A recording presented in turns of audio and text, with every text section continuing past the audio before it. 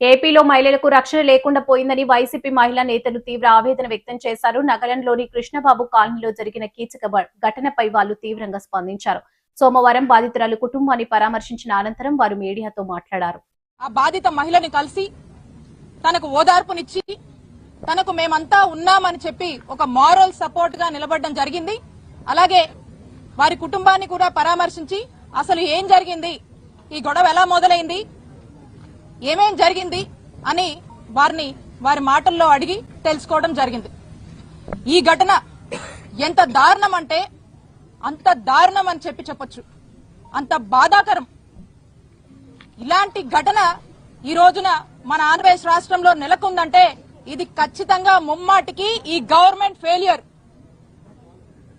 పోలీసులంటే భయం లేక అధికార మదంతో మితిమీరిపోయి ఎక్కడ ఇంత కూడా కొంచెం కూడా ఇది తప్పు అని ఆదం మర్చిపోయి మరి టీడీపీ నాయకులు ఏ విధంగా కూడా ఈ మహిళ మీద వారి యొక్క కుటుంబం పట్ల వ్యవహరించారో మనం అందరం కూడా చూస్తున్నాము. ఈ ఇన్సిడెంట్ చాలు బీహార్ ని మించి ఈ రోజు ఆంధ్రప్రదేశ్ రాష్ట్రంలో ఏ విధంగా ఈ ప్రభుత్వం వచ్చాక మరి టీడీపీ వాళ్ళు గూండాల్లాగా రౌడీల్లాగా చెలరేగుతున్నారో ఇదే ఇన్సిడెంట్ అందరికీ కూడా ఒక నిదర్శనం అని చెప్తా ఉన్నాను. ఈ ఇన్సిడెంట్ వాస్తవాల్లోకి వెళ్తే మనం ఎవరైతే ఈ మహిళ ఉందో వారి యొక్క కుటుంబం వాళ్ళ ఇంటి ముందు బోరు రిపేర్ చేసుకుంటూ ఉంటే ఆ వార్డు సెక్రటరీ అయినటువంటి టీడీపీ నాయకుడు వచ్చి మీరు మీ ఇంటి ముందు బోర్ రిపేర్ చేస్తున్నారు అని చెప్పి మాకు మామూలు ఇవ్వాలి, 10,000 మాకు మామూలు ఇచ్చే మీ ఇంటి ముందు మీ బోర్ రిపేర్ చేసుకున్నాను డిమాండ్ చేశాడు. మా ఇంటి ముందు మేము మా బోరు రిపేర్ చేసుకుంటే నువ్వెవరయ్యా, నీకెందుకు ఇయ్యాలయ్యా అని చెప్పి అడిగినందుకు ఇంత దారుణమైనటువంటి పరిస్థితి రోజు నెలకొంది.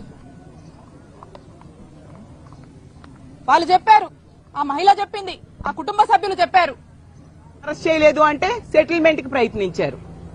నిజంగా చేయలేదు అంటే మీ ఆఫీస్ లో ఉన్న సీసీటీవీ ఫుటేజ్ బయట పెట్టండి, మీరు చేశారో లేదో ప్రజలకు తెలిసిపోతుంది.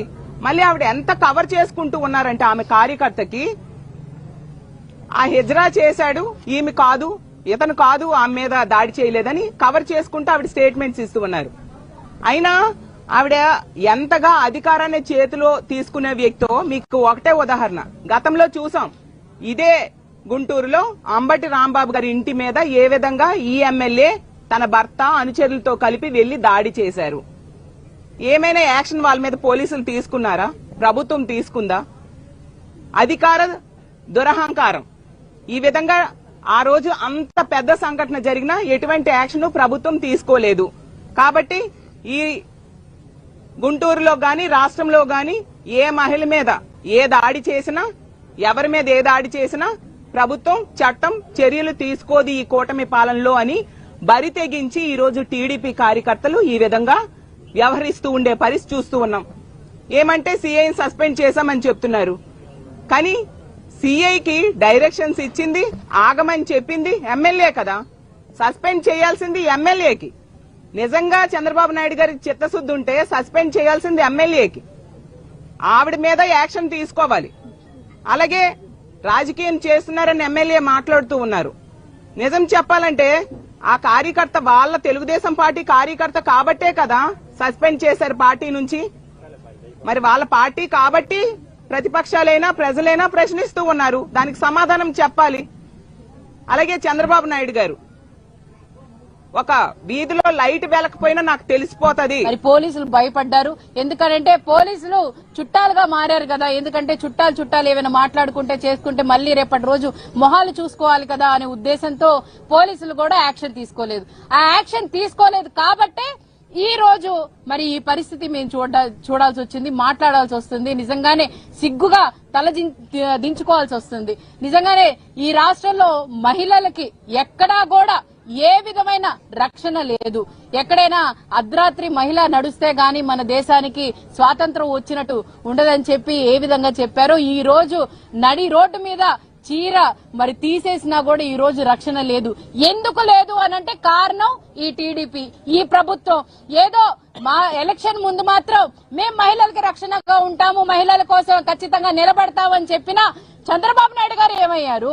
అలాగే పవన్ కళ్యాణ్ గారు కూడా ఎన్నో మాటలు చెప్పారు కదా, తాట తీస్తాను, మహిళలకు ఏమైనా జరిగితే ఏమైనా 30,000 మంది ఆడవాళ్లు ఉన్నారు వాళ్ళందరినీ తిరిగి తీస్తానని చెప్పారే, మరి ఏమయ్యారు అని చెప్పి పవన్ కళ్యాణ్ గారిని అలాగే చంద్రబాబు నాయుడు గారిని అడుగుతున్నాం.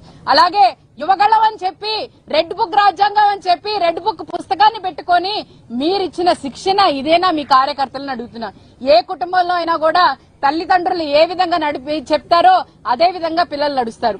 అదే విధంగా పార్టీలో కూడా మీరుండి క్రమశిక్షణ తరగతులు పెట్టి మీరు క్రమశిక్షణ తరగతులు ఈ విధంగానే నేర్పిస్తున్నారా? మహిళల్ని ఇబ్బంది పెట్టాలి, మహిళల్ని ఇలాగా చెయ్యాలి అని చెప్పి మీరందరు నేర్పిస్తున్నారా? ఎందుకనంటే మీ ఎమ్మెల్యేలే స్వయాన మీ ఎమ్మెల్యేలు మీరు ఎవరిని వాళ్ళని ప్రజల ద్వారా ఎన్నుకున్నామని చెప్తున్నారు కదా, ఈవీఎంలతో గెలిచారు చూడండి ఎమ్మెల్యేలు, వాళ్ళ అరాచకాలు చేస్తే వాళ్ళ మీద యాక్షన్ తీసుకోకుండా ఈ రోజు వాళ్ళని ప్రోత్సహించి వాళ్ళకేవో ఇంకా మీరు బాగా చేయాలి, బాగా ఇచ్చేసుకోవాలని చెప్తున్నారు తప్ప దాన్ని చూసి నేర్చుకుంటున్న కార్యకర్తలు 40 సంవత్సరాల నుంచి ఇండస్ట్రీలో ఉండి 40 సంవత్సరాలు 4 సార్లు సీఎం అయి ఉండి మీ కార్యకర్తలకి మీరిస్తున్న నమ్మకం, మీరిస్తున్న క్రమశిక్షణ ఇదేనా అని చెప్పి చంద్రబాబు నాయుడు గారిని అడుగుతున్నారు. అలా అన్నది మేము అడుగుతున్నాం. ఏ ధైర్యంతో ఇలాంటి ఒక పనికి వాడు పూనుకున్నాడు అని అంటే వాడికి అసలు సీఎం మీద గాని, లేకపోతే హోంమంత్రి మీద గాని, లేకపోతే లోకల్ ఎమ్మెల్యే దగ్గర గాని ఏ మాత్రం భయం ఉన్నా ఇలాంటి ఒక ఘాతుకానికి ఒడిగట్టడు. అసలు భయం అన్నది పూర్తిగా లేదు కాబట్టే ఇలాంటి ఘాతుకాలకు ఒడిగడుతున్నారు. అంటే మీరు ఏ